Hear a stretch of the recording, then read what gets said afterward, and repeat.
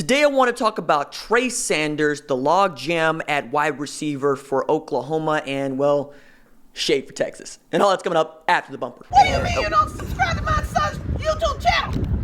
Mama, no! Just snap the damn ball, RJ. What's up, kid folk? It's RJ Young. I am not on a step mill. Consider hitting the like and subscribe button because I upload a video every single day. It's always OU related, college football related, sports related. We have a good time. And today, I want to talk about the logjam, perceived logjam at wide receiver for Oklahoma. Talk about Trey Sanders and shade for Texas. But some housekeeping.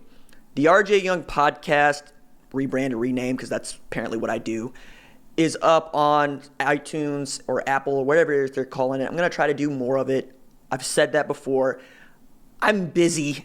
I'm doing this, right? As my favorite 3-year-old says, I'm doing this. And when I get there, I get there. But the reason to subscribe to it is I'm working out over there. Like, that's me catching 100 balls on the jugs machine. So if you're interested in how I think about things and going into what I'm learning in radio, YouTube stuff, but also takes, segments, really interesting stuff, I think, obviously, I'm talking about it. I'm going to have guests on, not necessarily traditional kind of guests that I've been doing, like recruits and college football types, but I'm going to do that too. Mostly it's just going to be catch off wherever it is I want to talk about. And I hope that most of the time it's stuff you want to hear me talk about. I'm not trying to alienate people with this podcast. It's just something I want to do. And it's fun. It's got a new intro, doing segment breaks. You know, it's a podcast. And I know you also have a podcast because that is the joke. On this latest one, I get into the young quarterback evolution, one of my favorite Mike Leach stories, and I go in more in depth on the blue chip ratio, but it is there. Just search my name, quite literally, and it should pop up. Now, let's talk about the headline. Trey Sanders, who is out with a significant, we think, foot injury that is going to sideline him for the season. Now, when this news broke by AL.com, lots of people weighing in. I tried to give some context to this for folks that are following college football and aren't just, narrow-minded on Oklahoma, which is great, which is fine. But one of the things that I like to do is cover college football, and in particular, college football recruiting. And Trey Sanders was the number 1 running back in a very deep class in 2019, and his recruiting was sizzling hot, where he had guys from LSU, Georgia, and Alabama, of course, that were all in. He'd been committed to Alabama for the longest, but when Mike Locksley got the job at Maryland, it felt like his recruiting might open back up because Locksley was the guy recruiting IMG. You'll know that Brendan Radley-Hiles and TJ Pledger, among others, ended up at Oklahoma out of IMG. And Nolan Smith ended up at Georgia out of IMG. So there were lots of folks that thought, man, maybe he would end up at Georgia, especially after John Emery Jr. decided to flip his commitment from Georgia to his home state of LSU, where they're going to be loaded at running back, but what else is new? So Trey Sanders sticks to his commitment. He signs with Alabama. And then he had the money quote of money quotes, which is, as a freshman at Alabama, I plan on winning the Heisman, which I thought was really cool for him to say. And I always want kids to reach for the stars. I understand humility and working class and hustle is what is great about college football and great about the team that we like. We like people that go about their business and don't talk about their business. But as a person who, commentates on this stuff all the time, gives my opinion about this stuff all the time, I'm always going to pull for a kid like Trey Sanders who's just putting it out there because he has the credentials to say that he could have done that, right? You look at his tape while at IMG, and the thing about Gale Sayers comes to mind. The thing about Reggie Bush comes to mind, and that is you should make one man miss 100% of the time, and Trey Sanders did that routinely. You should make 2 men miss 75% of the time. And he did that routinely. And you should make 3 men miss 50% of the time. And you know what? If he had to make 1-2 miss, he's probably going to the house because you just can't catch him. He was 6'1", 215 before he got to Alabama. And the guy runs upright like Eric Dickerson. He's got a very, very powerful stride. You can't bring him down with arm tackles. And it felt like he was going to be competing for that number 2 spot behind Najee Harris at Alabama. Now that seems to be Brian Robinson's spot, come hook or crook. And everybody knows from college football, you can never have enough running backs because running backs are more valuable in college football than they are in the NFL because the labor is so unskilled. Just 2% of college football players end up playing in the NFL, to say nothing of how long they might last. So if you have a guy at running back in college football who can do the things Trey Sanders can do, you can take advantage of the unskilled labor. You can take advantage of perhaps a depth chart that is not as deep defensively, and you can go from Najee Harris to Trey Sanders, and you get that 1-2-3 punch with Brian Robinson back there, and that's how you pound on teams, especially when you're trying to loosen them up so that Tua Tagovailoa can do his thing with Jerry Jeudy, Jalen Waddle, and Henry Ruggs on the outside. That is probably the fastest wide receiving core, track speed on paper, and it was going to be really fun to watch Trey Sanders do that. I think somebody thought I was clowning the kid when I was trying to provide context to what he had said, because there hasn't been a running back that I felt like, okay, cool, I'm up for that, in a long time, who's coming out as a freshman. Now, thinking about the running backs that are great in college football now, you got perhaps Travis Etienne, and whoever it is Wisconsin throws back there, because all they're going to do is give that dude the ball for 300 carries, 350 carries. But there aren't a whole lot of dudes that I would look at running back this year or last and say, that guy has a great opportunity to win the Heisman Trophy, because the quarterback position is so deep, and we're becoming much more pass-oriented in college football for all the reasons that I'll continue to talk about, not the least of which is health and safety and spacing and speed. And Trey Sanders didn't need to run the ball 250 times to win a Heisman. He could run it 150 times and catch 100 balls, and that would be it, because the Christian McCaffrey kind of back in college football is probably your most versatile weapon.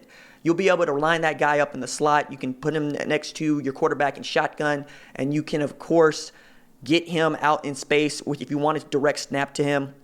You can light him up on the outside. You can do all these interesting things, because there's nothing more fun for me than watching a running back lined up on a wide receiver on the boundary, because that linebacker doesn't know what he's supposed to do out there, and that running back is looking to eat, right?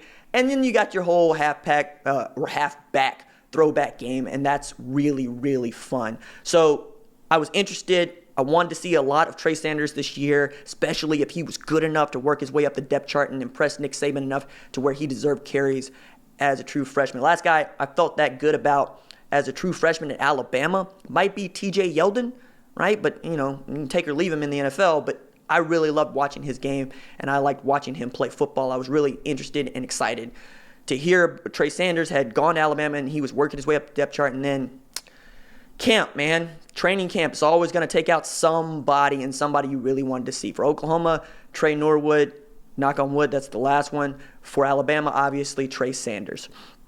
Dudes in the ing Trey, just not necessarily getting the breaks that they need. All right, so I also just roasted a Teskis fan, because every once in a while I try to let people know they can get it anytime they want in the comments, because, well, that's just how I roll. Like, people don't really... I think they just think I'm going to let stuff slide, and sometimes I do, and every once in a while, like, you know what? You know who can get it? This person right here. This person right here can get every piece of this. So Pablo Gomez in the channel comments on a video, don't remember which video, you can look it up. For the first time in 10 years, I have butterflies and eagerness towards a new Texas football season, to which I replied, well, that's what happens when Maryland ain't on the schedule. Yes. He served it up. I knocked it out of the park. You hang a curveball, I'm going to crush it. But that's one of the fun things about this channel, and quite honestly, my Twitter account, which is where people can really say what they want to say, come at me in all the sort of ways that they do. And every now and again, you'll get a K, maybe you get a fist pound, but every now and again, you'll get one of these, which is another thing about my Twitter account that, I don't know, if you follow me on Twitter, you probably noticed that I have the mail envelope thing set to where people I don't follow can send me DMs, which is really cool, because, I think it's important to be open. I don't always get to respond. I don't always get to look, but it's there. And every now and again, I get something like this from Joe Randall. Huge fan of yours. Don't know if you'll ever get this with how much feedback you get, but what do you make of OU's logjam at wide receiver tight end? Who besides Lamb, Calcaterra, and Morris do you see making meaningful contributions? Looks like they have 9 other legit options besides the 3 mentioned above. Seems it'd be very hard to narrow down such a deep field. Great problem to have, though. Well, I did see it, Joe. And this is a great problem to have. That said, I think there are two things that you can depend on to weed out who's going to get to see the field and who's not. First one is injuries, right? And second one is red shirts. Injuries because, yeah, Oklahoma's been really, really good at staying healthy at those particular skill positions. Outside of guys like Michael Jones, like last year, we're wondering what happened to him, and he just didn't want to push it, didn't want to go, and he had the year to use, so he's coming back this year. And on Jalen Hurts' birthday eve, he was one of the last guys leaving the field catching passes from Jalen Hurts. So that's Michael Jones, right? You also got guys like Jaquaylin Crawford. Of course, Drake Stoops got the redshirt year. You also have Nick Basquin, who's coming back. I mean, we know about the three wide receivers in Trajan Bridges, Theo Weiss, and of course Jaden Hazelwood, but you also got Austin Stogner. And I was talking with my buddy B, Brandon Drum at OUinsider.com, and he was thinking, it might be one of those things where you get Austin Stogner on the field at some like H-back, just so you can go big and have Lee Morris, Grant Calcaterra, Austin Stogner, and maybe CeeDee Lamb and or Jaden Hazelwood or Theo Weiss, just your big set where everybody out there is just tall and large and run a few routes against some smaller defensive backs. I think that would be a particularly interesting set to see against TCU, who is very fast but also very small. And if you can take advantage of them with a basketball team on one side of the field, you're going to do that. But outside of those guys that I mentioned, I mean, everybody expects the true freshman to do something. I don't necessarily see anybody else having an opportunity, man. I mean, A.D. Miller is here, but that's about it.